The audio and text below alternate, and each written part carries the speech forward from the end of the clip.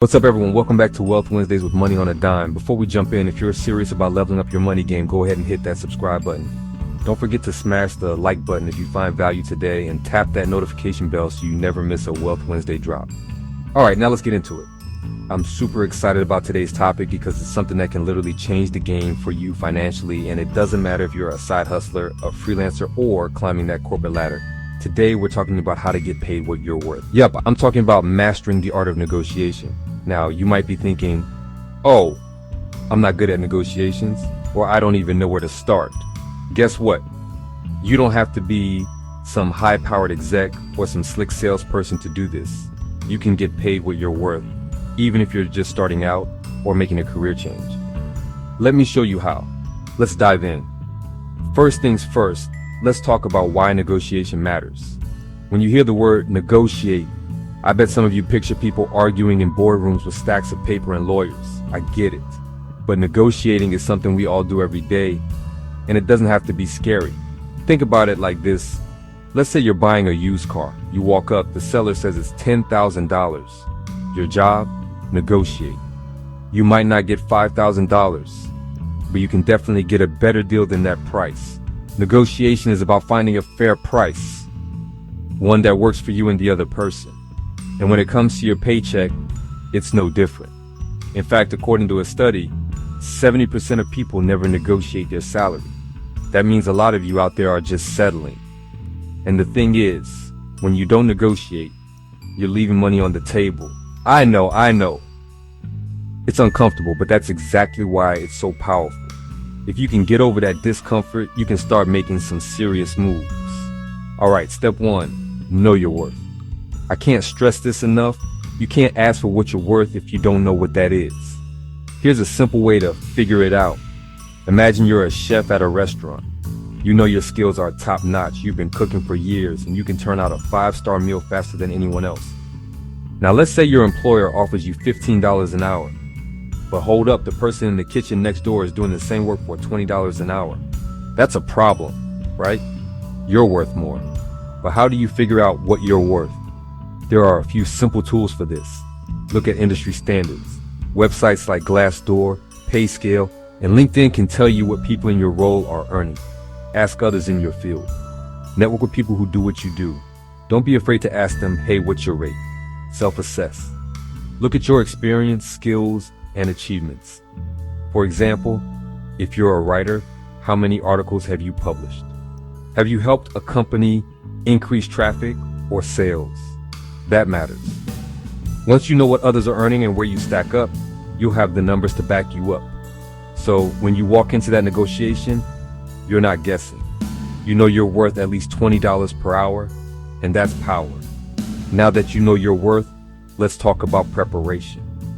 Preparation is everything. You wouldn't show up to a job interview in sweatpants, right? Same thing with negotiation. You've got to come prepared. Think of it like this. You're going to a job interview. You wouldn't walk in and say, so I guess I'll take whatever you're offering. No, you'd have your research, you'd have examples of your work, and you know exactly what you want. Same goes for a salary negotiation. Here's what you need to do before you walk into the room. Have a number in mind. Let's say you're asking for a raise. You've done your research and you know the industry average for your role is $60K. But here's the thing. You don't want to ask for exactly that. Always aim a little higher. Ask for $65K. It gives you room to come down if you need to.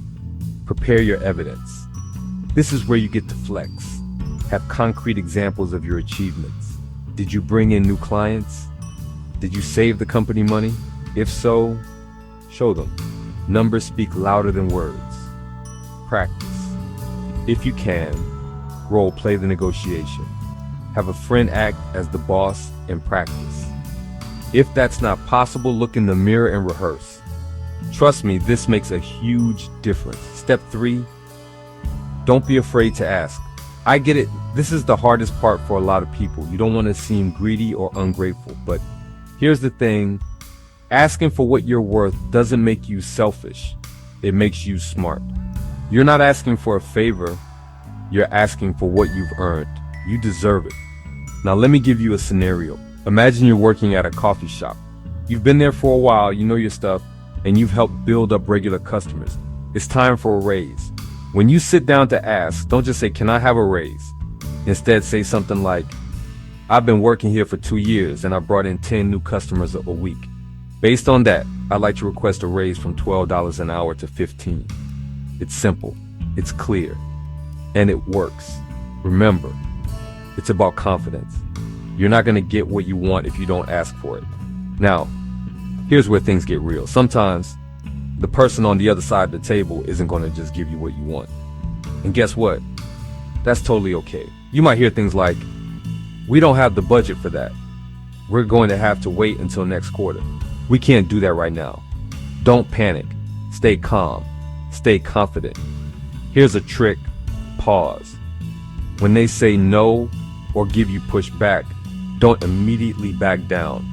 Stay silent for a moment. Let the silence do the work for you. They might come back with a better offer.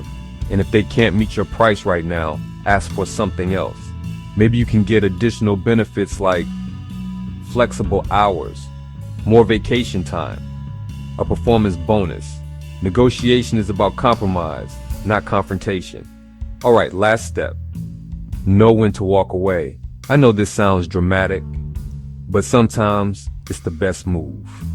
If the offer doesn't meet your value and they aren't willing to budge, don't be afraid to walk away.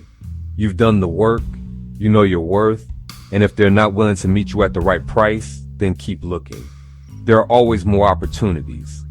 And believe me, when you walk away, you might just get a call back with a better offer. So, there you have it. 5 simple steps to negotiating your worth. It's not about being pushy or aggressive.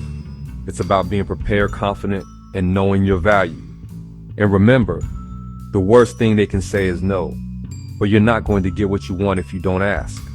So, go out there and start practicing these strategies. Whether it's negotiating your salary, asking for a raise, or negotiating a freelance rate, you've got this. If you learned something today, don't forget to hit that like button, share this with someone who needs it, and subscribe for more Wealth Wednesdays. Catch you next time.